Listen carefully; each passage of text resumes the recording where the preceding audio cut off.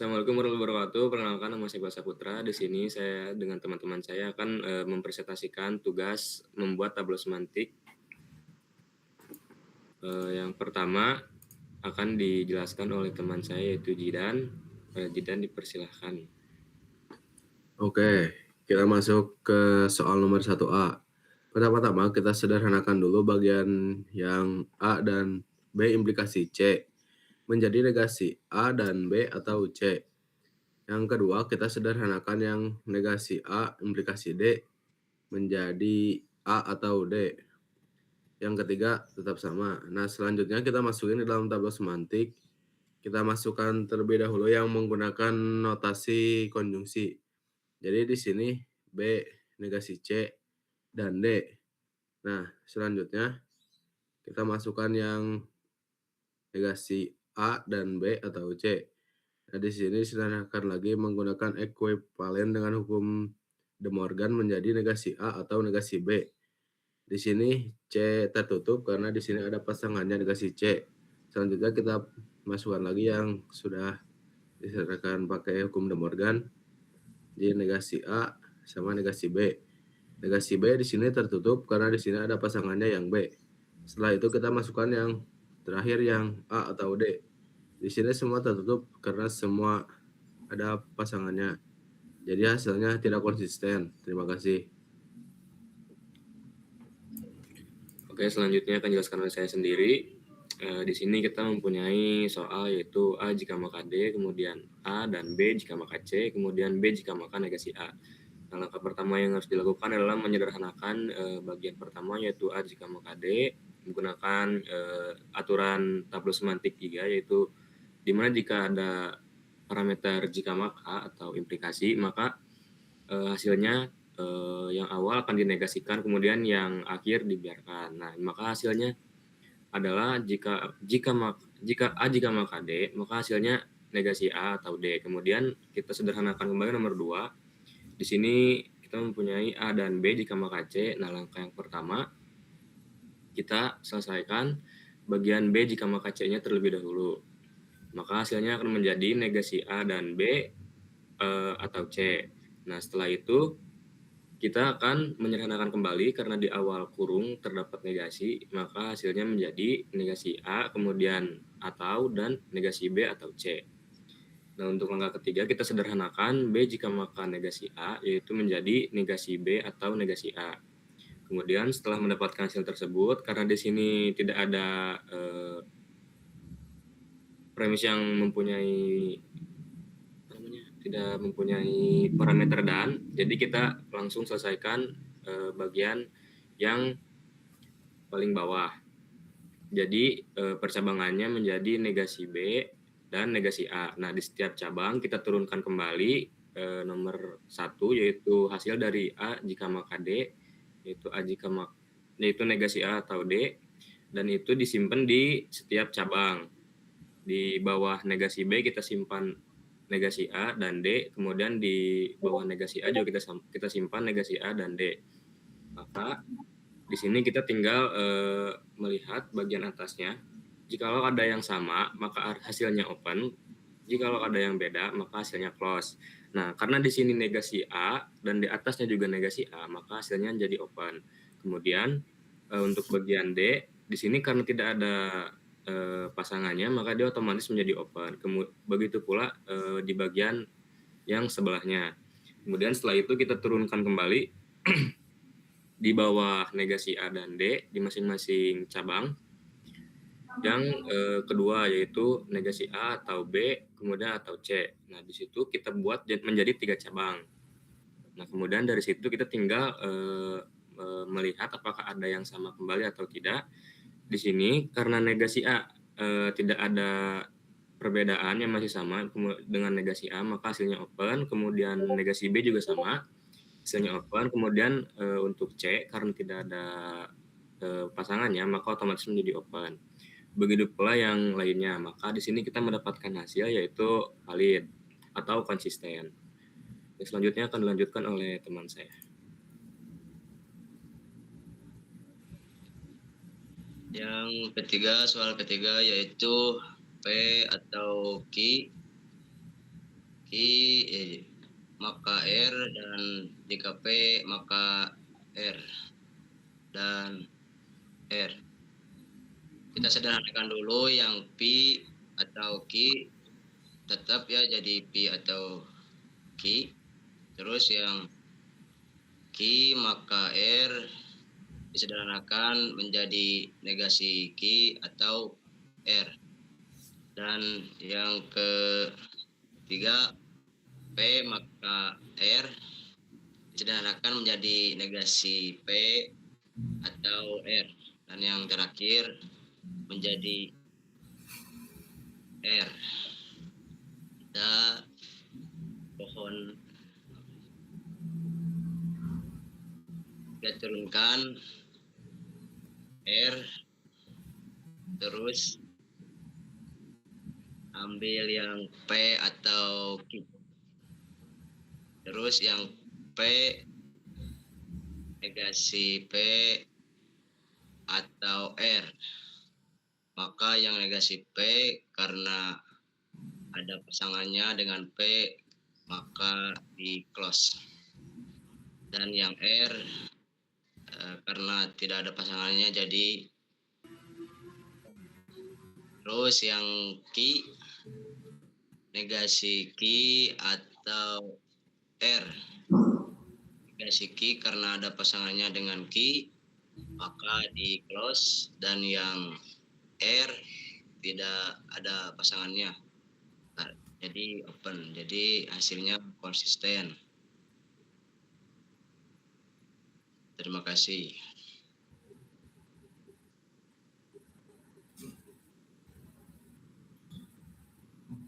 Baik, kita selesaikan soal validaritas argumen dengan metode tableau semantik.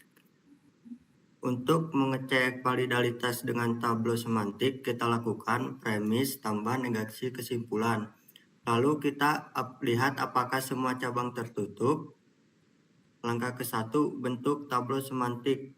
Premis 1, P maka dalam kurung Q dan R. Premis 2, R maka S. Premis 3, negasi dalam kurung Q dan S. Dan negasi kesimpulan, negasi dalam kurung P dan S. Langkah kedua, uraikan rumus majemuk. Premis 1, P maka dalam kurung Q dan R, implikasi negasi P dalam kurung Q dan R.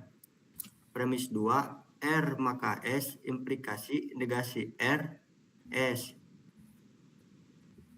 Premis 3, negasi Q dan S, hukum de Morgan, negasi Q, negasi S. Dan kesimpulan, negasi dalam kurung P dan S, de Morgan, negasi P, negasi S. Karena terdapat setidaknya satu cabang yang tetap terbuka, tidak semua cabang menghasilkan kontradiksi A dan neg A, maka argumen tersebut dinyatakan tidak valid. Baik, selanjutnya dilanjut oleh teman saya.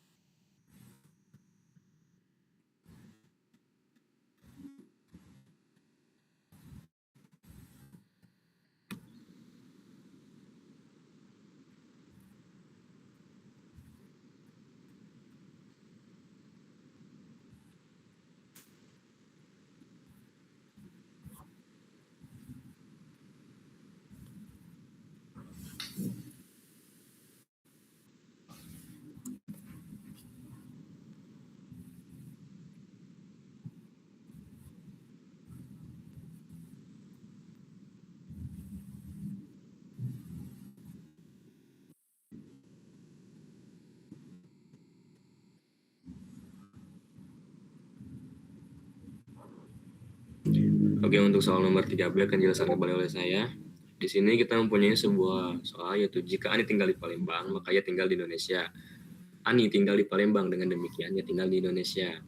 Nah, di sini langkah pertama kita harus mencari premis-premisnya terlebih dahulu dengan cara menghilangkan kata sambung seperti jika, maka, dan sebagainya. Nah, di sini kita dapatkan hasil, yaitu P-nya adalah Ani tinggal di Palembang, kemudian Q-nya ia tinggal di Indonesia, dan hasilnya atau kesimpulannya kita dapatkan dengan demikian ia tinggal di Indonesia. Maka hasilnya akan menjadi P jika maka Q sebagai premis 1, kemudian P sebagai premis 2, dan kesimpulannya adalah Q. Nah, di sini bentuknya sama seperti modus ponen.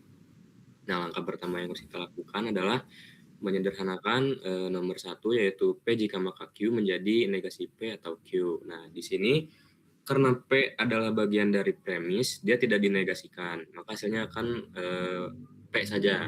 Kemudian untuk yang Q, karena di tabel semantik itu kalau misalkan kesimpulan gitu, kesimpulannya sendiri, maka itu akan dijadikan sebuah negasinya dan hasilnya menjadi negasi Q. Nah, setelah itu kita turunkan kembali bagian yang hanya ada satu simbol, yaitu P, kemudian negasi Q, diturunkan satu persatu. Yang pertama adalah P terlebih dahulu, kemudian Q, negasi Q di bawahnya. Selanjutnya tinggal kita turunkan di bagian nomor 1, yaitu negasi P atau Q, yang akan menghasilkan keterangan valid.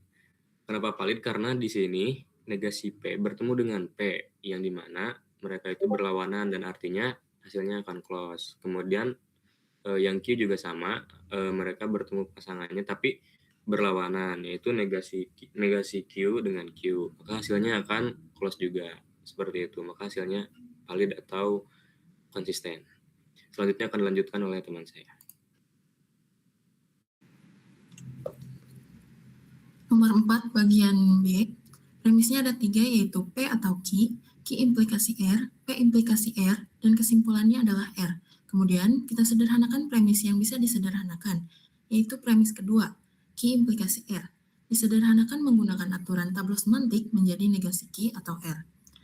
Premis ketiga juga sama, P implikasi R kita sederhanakan menjadi negasi P atau R. Pada kesimpulan, untuk validitas, jika terdapat kesimpulan seperti ini, maka kesimpulan harus dinegasi. Maka R di sini menjadi negasi R. Kemudian kita bisa buat percabangan. Karena di sini tidak ada N, maka kita tulis dulu negasi R. Kemudian kita buat percabangan dari premis 1, yaitu P atau Q. Kemudian kita cabangkan lagi di bagian P, dengan premis ketiga agar P ini bisa berjodoh dengan negasi P. Maka di sini sudah close. R di sini juga berjodoh dengan negasi R di atas, maka R close. Pada bagian Q kita buat percabangan juga, tapi dari premis kedua, agar Q bisa berjodoh. Maka di sini Q close. Begitupun dengan R, maka kita dapatkan bahwa soal ini terbukti valid. Oke, baik, mungkin cukup sekian presentasi dari kelompok kami. Mohon maaf bila banyak kesalahan atau kekurangan. Akhir kata, Assalamualaikum warahmatullahi wabarakatuh. Warahmatullahi wabarakatuh.